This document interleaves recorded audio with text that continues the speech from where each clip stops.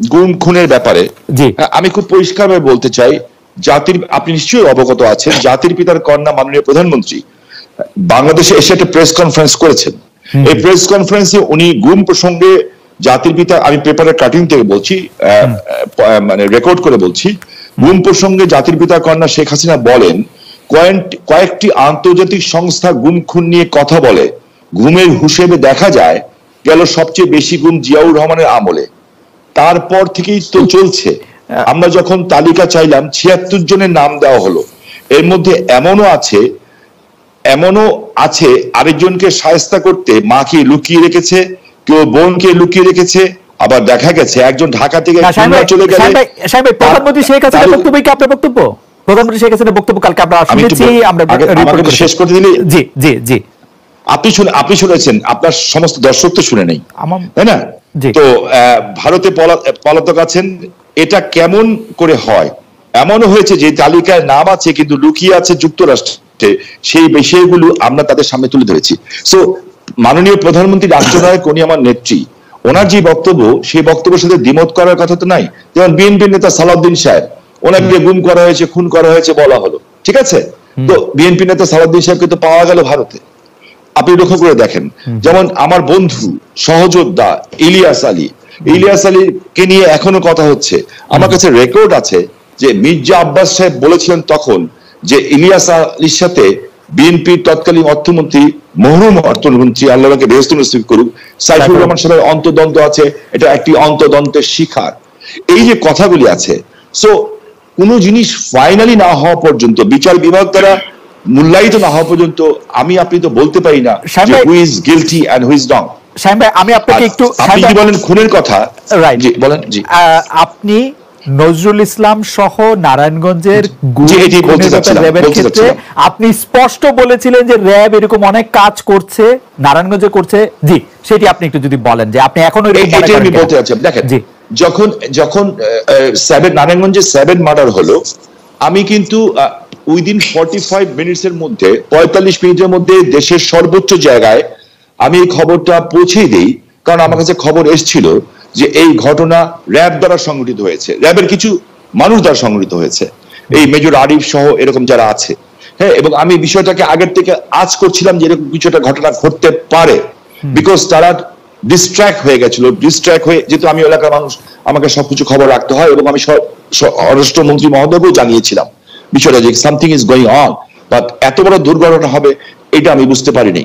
কিন্তু দেখেন, যখন এই ঘটনা ঘটলো, আমি কিন্তু আমার ভয়েস রেজ করেছি, এবং এই জন্য আমার জীবনের শঙ্কা ছিল, কিন্তু আমি সমর্থন পেয়েছি কার? আমি সমর্থন পেয়েছি জাতির পিতার কন্যা মাননীয় প্রধানমন্ত্রী শেখ হাসিনার। এবং তখন যখন র্যাবের যারা ঊর্ধ্বতন কর্মকর্তা ছিলেন, তারা আমাকে তখন ভুল বুঝেছিলেন, কিন্তু 48 ঘন্টা পার হতে হতে যখন তদন্ত করে দেখলেন যে আমার কথা সত্য, তার পরিণতিতে কিন্তু সাবজেক্ট এইটা যে খুন হয়েছে এটা সত্য। এইটার চেয়েও বড় সত্য হচ্ছে এত বড় বড় উচ্চ পদস্থধারীরা এখনো কিন্তু জেলখানায় আছেন, এবং অনেকের যাবজ্জীবন হয়েছে, অনেকের ফাঁসি হয়েছে। শামীম ভাই, আপনাকে শুধু অপরাধ হবে, কিন্তু বিচার হবে কিনা সেটি দেখার বিষয়। শামীম ভাই, আপনাকে প্রশ্নটি করে রাখি, আমি ফারুক ভাইকে শুনে এসে আপনাকে শুনবো। প্রশ্নটি হচ্ছে যে আপনি নারায়ণগঞ্জের 7 মার্ডারের ক্ষেত্রে যেরকম ভয়েস রেজ করেছিলেন, আইন শৃঙ্খলা রক্ষাকারী বাহিনীর সর্বোচ্চ কর্মকর্তা যারা ওইখানে নারায়ণগঞ্জে ছিলেন তাদের সবার বিরুদ্ধে এরকম কোন সিচুয়েশন আর এই গত 4-5 বছরে হয়েছে কিনা যে আপনি ভয়েস রেজ করতে পারতেন? আমরা আপনার কনসেন্সের বিএনপির সাপ্লাই দেওয়া সেই জাতিসংঘের তালিকা সঠিক বলে মনে করছেন 94% দর্শক। জনাব শামীম ওসমান, আমাদের প্রশ্ন ছিল যে আপনার গত 4 বা 5 বছরে এরকম কোনো বিষয়ে আর মনে হয়েছে কিনা বাংলাদেশে এই গুম খুনের বিষয়ে কোনো আর প্রশ্ন তোলা যেতে পারে?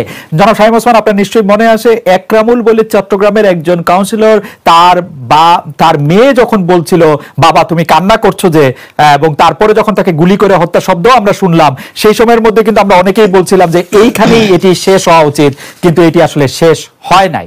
জনাব শামীম ওসমান। জি, আমি আপনার সাথে 100% একমত। আমি কোন অবস্থাতে একজন মানুষ হিসাবে, পৃথিবীর 800 কোটি মানুষও যদি চায় একজন মৃত মানুষকে জাগিয়ে তুলবে, তা তো জাগিয়ে তুলতে পারবে না, তাই না? তো একজন মানুষকে আমি গুম করে দিব, খুন করে দিব, এই বিষয়টাকে আমি একজন মানুষ হিসাবে, আমি যদি মৃত্যু হয়ে যায় আমার, আমি কোনোদিন এটাকে সাপোর্ট করব না। এবং অতীতে কে কি করেছে সেই জন্য আমাকে একই পথে চলতে হবে, আমি সেটাকেও মনে করি না। তারপরও আমার শ্রদ্ধাভাজন ফারুক ভাই কিছু কথা বলেছেন গুম খুনের ব্যাপারে, আমি এবং আপনাকেও বলেছেন, উনি ইন্ডিপেন্ডেন্ট বারবার বলছেন এই কারণে যে ইন্ডিপেন্ডেন্ট টেলিভিশনের মালিক আমাদের দলের একজন নেতা, এই কারণে তো ফারুক ভাই এটাকে মিন করছেন। আমি আসলে ইন্ডিপেন্ডেন্ট টেলিভিশনের মানে সাফাই এখানে গাইবো না, কিন্তু ইন্ডিপেন্ডেন্ট টেলিভিশনে থাকতে আমি কি করেছি সেটা আমি মানে এটা এখন ইয়েতে দেখা যায়। ফারুক ভাই কেন বারবার বলছেন আমি জানি না, এটা আলাদা কথা হবে, আমরা অন্য এই প্রসঙ্গে ব্যক্তিগতভাবে টেলিফোন করে জেনে নিন। আমার জানতে হবে না, আপনার কাছে জানতে হলে আপনি জানা নিবেন। স্বামী আপনি বলেন। আচ্ছা থ্যাংক ইউ। আমি প্রশ্ন করতে চাইছি, আমি আমাদের সজীব ওদের জয় একটা ফেসবুকে এই যে আমেরিকা গত 2 দিন আগে একটা স্ট্যাটাস দিয়েছেন, 3-4 দিন আগে, বিএনপি জামাতের সরকারের 100 দিনের সন্ত্রাসী কার্যকলাপে নিহতের সংখ্যা ছিল 100 দিন মাত্র 100, এবং যা দিয়েছেন উনি সব কয়টা হলো মিডিয়ার থেকে নেওয়া। আমার হাতে কাগজগুলি আছে এবং এগুলি সব মিডিয়ার থেকে দেওয়া, এবং উনি ওইখানে বলেছেন 100 দিনে নিহতের সংখ্যা ছিল 1200, ধর্ষণের ঘটনা গড়ে প্রতিদিন 4টি, খুনের সংখ্যা গড়ে প্রতিদিন 6 জন, থানার ওসিও নিজের জান বাঁচাতে জিডি করেছিলেন। হ্যাঁ, এখন আমি এই কথা দিয়ে এটা প্রমাণ করতে চাই না যে ওনারা করেছেন দেখে আমাকে করতে হবে, এটা আমি বলতে চাই না। অফকোর্স ইলিয়াস আহমেদ চৌধুরীকে আমি চাই রাষ্ট্রের দায়িত্ব, কিন্তু সাহেব বিএনপির কথা এখানে না থাক, আপনি আমাকে বলেন তো যে গত 20 বছরের মধ্যে এরকম কখনো হয়েছে যে আন্তর্জাতিকভাবে বাংলাদেশকে যারা বাহিনী আছে তাদেরকে এই গুম খুন তারপরে হচ্ছে বিচার বহির্ভূত হত্যাকাণ্ড তাদের জন্য আসলে স্যাংশন দেওয়া হয়েছে, প্রশ্ন তুলেছে, এরকম 20 বছরের মধ্যে এরকম ঘটনা কখনো ঘটেছে নাকি আন্তর্জাতিক সম্প্রদায়? এইটার উত্তর কিন্তু আমাদের সাবেক আইজিপি সাহেব, আপনি যে প্রশ্ন করেছেন ডক্টর ওয়াজির আহমেদ, উনি কিন্তু খুব আমেরিকাতে বসেই এই প্রশ্ন উত্তর দিয়েছেন, এবং উনি 3টা লবিস্ট ফার্মের নামও বলেছেন, এবং এই লবিস্ট ফার্মের মাধ্যমে কিভাবে এই তথ্য বিকৃত করা হয়েছে সেই কথাটাও কিন্তু উনি বলেছেন। এখন দেখেন, এইখানে কথা বললে তো অনেক কিছু বলা যায়, আন্তর্জাতিক মাধ্যম যা বলবে তা বেদবাক্য, আর আপনি আমি যা বলবো তা অসত্য। কিন্তু সাহেব আপনি আমি যা বলবো তা অসত্য বা বেদবাক্য না হলেও মানে আমাদের কি খালি সরকারের কথাই বিশ্বাস করতে হবে? আমরা বিএনপির কথা বিশ্বাস করতে পারবো না, কোন মানবাধিকার সংস্থার কথা বিশ্বাস করবো না, বিদেশের কথা বিশ্বাস করবো না, আমাদের খালি সরকারের কথাই বিশ্বাস করতে হবে? আমরা যেটা চোখে দেখবো এবং যেটা বুঝবো সত্য, আমরা সেটাকেই বিশ্বাস করবো এবং সেটাকে বিশ্বাস করা উচিত।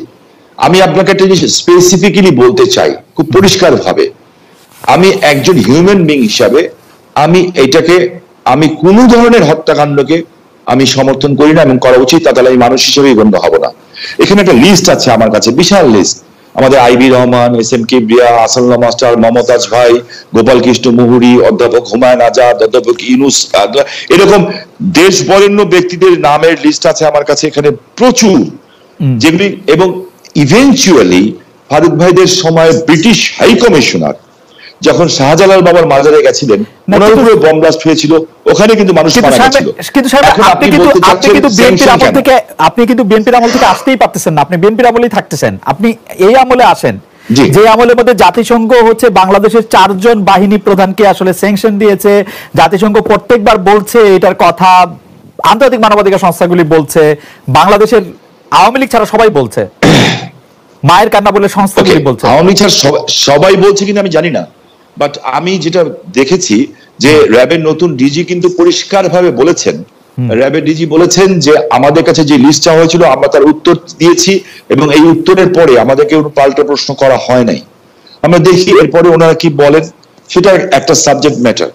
আর দ্বিতীয় যে সাবজেক্ট ম্যাটার হচ্ছে যে আপনি খুব ভালো করে বুঝেন, আমিও বুঝি, ফারুক ভাইও বুঝেন, যে পলিটিক্স কিন্তু এখন নিজের দেশে হয় না, এই পলিটিক্স কিন্তু এখন একটা গ্লোবাল পলিটিক্স, এখন যে যেভাবে খেলে। কেন বাংলাদেশের রোহিঙ্গা ঢুকে, কেন বাংলাদেশের বর্ডারে এসে আজকে বোম পড়ছে, এখানে অনেকে নীরব আমরা সরব, কেন অনেকে নীরব অনেকে সরব কেন, এই বিষয়গুলি কিন্তু দেখার বিষয়। ওই লিস্টের মধ্যে তো 3 জন ভারতের বিচ্ছিন্নবাদীর নাম ছিল যারা এখন প্রকাশ্যে ভারত না, কিন্তু আমি 2টা জিনিস স্পেসিফিকলি জানতে চাই, যে গতকাল প্রধানমন্ত্রী শেখ হাসিনা তার সংবাদ সম্মেলনে বক্তব্যের মধ্যে স্পষ্ট বলেছেন যে র্যাব এরকম করছে কারণ র্যাবকে প্রশিক্ষণ